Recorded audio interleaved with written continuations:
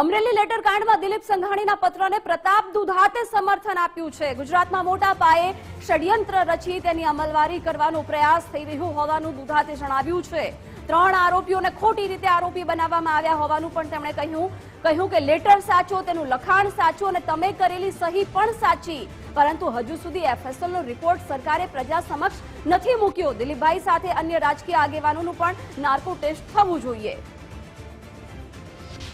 Amreli letter card મુદ્દે દિલીપ સંઘાણી દ્વારા મુખ્યમંત્રીને પત્ર લખી અને કેસ સાથે જોડાયેલા લોકોના નાર્કો ટેસ્ટ કરાવવાની માંગ કરી છે।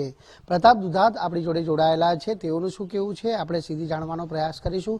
જી પ્રતાપભાઈ, દિલીપભાઈ સંઘાણીનો આજનો પત્ર એ દિશા દેખાઈ રહી છે કે ગુજરાતની અંદર ખૂબ જ મોટા પાયે ષડયંત્રો રચી અને એની અમલવારી કરવાના પ્રયત્નો થઈ રહ્યા છે। નાર્કો ટેસ્ટ પોતાનો એટલા માટે એણે કરાવવાની વાત કરી કે બહાર આવેલા 3 અન્ય આરોપીઓ જે ખોટા આરોપી બનાવવામાં આવ્યા હતા। આમ તો ગણીએ તો લેટર ઓરિજિનલ છે, લખાણ પણ ઓરિજિનલ છે, સાઇન પણ ઓરિજિનલ છે। એફએસએલનો રિપોર્ટ હજુ સુધી પ્રજા સમક્ષ સરકારે મૂક્યો નથી। 1 મહિનો થઈ ગયો આ કાંડ બન્યો, ક્યાં આનું ષડયંત્ર રચાણું, આમાં કોણ કોણ સામેલ છે, કયા કયા વ્યક્તિની આમાં ઇન્વોલ્વમેન્ટ છે। દિલીપભાઈનું એટલું કહેવું છે કે મારા સાથે સાથેના અન્ય રાજકીય આગેવાનોના પણ નાર્કો ટેસ્ટ થવા જોઈએ અને ગુજરાતની જનતા સમક્ષ જે અમરેલીમાં જંગલરાજ બનાવવાનો પ્રયત્ન કરવામાં આવ્યો, ખોટી ફરિયાદ દાખલ કરી અને એક મોટું કાંડ ઊભું કરવામાં જે આવ્યું, બીજા રાજકીય આગેવાનો પણ એમાં નાર્કો ટેસ્ટ થવા જોઈએ એટલે દૂધનું દૂધ પાણીનું પાણી થઈ શકે। અને જે દિલીપભાઈને ફસાવવાનો પ્રયત્ન થયો આ ફરિયાદમાં, આરોપીઓને જે મારવામાં આવ્યો અને ખોટા આરોપી બનીને માર્યા અને કીધું કે દિલીપભાઈનું નામ લઈ લો એટલે તમને છોડી દેશો, એવું પ્રેસ કોન્ફરન્સ મારફત મનીષ વઘાસિયાએ જણાવ્યું છે। ત્યારે દિલીપભાઈએ પોતાને ક્લીન ચીટ મળે અને કોના કહેવાથી દિલીપભાઈનું નામ સામેલ કરવા માંગતા હતા એની માંગ દિલીપભાઈ મૂકીશ, ત્યારે અમે એને સમર્થન આપીએ છીએ।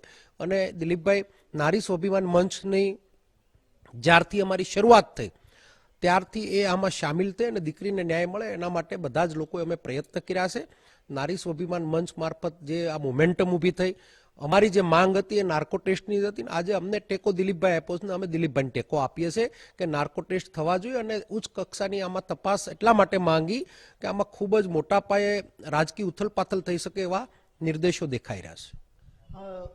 પ્રતાપભાઈ, શા માટે દિલીપભાઈને જે ફસાવવામાં આવી રહ્યા છે એવું લાગી રહ્યું? આમ તો ગણીએ તો દિલીપભાઈ ભાજપના પાયાના પથ્થર છે, એક મોટા કદના નેતા છે, દેશ આખાની સંસ્થાઓ સાથે જોડાયેલા છે, જિલ્લાની અંદર પણ એણે ઘણા વર્ષો સુધી શાસન કર્યું છે અને રાજનેતાનું એના ગુણ એટલા માટે કહી શકાય, કોઈની આફતમાં બોલવું એ રાજનેતાના ગુણ હોય। અત્યારના મુફલીસ જે રાજકીય લોકો બનીને બેઠા છે એ મુફલીસ લોકો આવી હરકત કરી શકે, દિલીપભાઈ ન કરી શકે। દિલીપભાઈ નાર્કોની વાત કરી છે એટલે ખૂબ જ ગંભીર બાબત છે। દીકરીની ન્યાય સાથે પોલીસ સિવિલ કોડમાં કામ નથી કરી રહી, ખુલ્લો જ દિલીપભાઈએ આરોપ લગાવ્યો છે।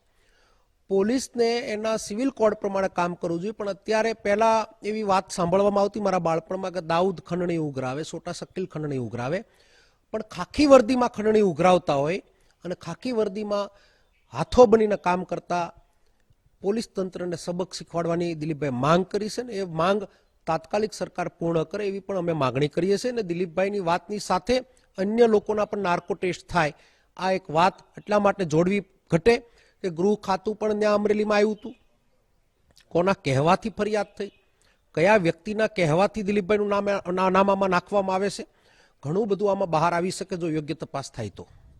બિલકુલ, દિલીપ સંઘાણી દ્વારા જે પ્રમાણેનો પત્ર લખવામાં આવ્યો છે તે પત્રનું સમર્થન પણ પ્રતાપ દુધાત દ્વારા કરવામાં આવ્યું છે। ખાસ કરીને તેઓએ પત્રની અંદર સ્પષ્ટપણે જે આરોપ મૂક્યા છે કે ખાસ જે પ્રમાણે પોલીસ દ્વારા સિવિલ કોડનું પાલન કરવું જોઈએ તે કરવામાં આવ્યું નથી અને તેના ગંભીર આરોપ પણ તેઓએ પત્ર દ્વારા કર્યા છે। ત્યારે જોવાનું એ રહી છે કે આ કેસ સાથે સંકળાયેલા લોકોના નાર્કો ટેસ્ટ કરવામાં આવે છે કે કેમ। કેમેરામેન અજય કુમાર સાથે રાકેશ બ્રહ્મભટ્ટ, ગુજરાત ફર્સ્ટ, સુરત।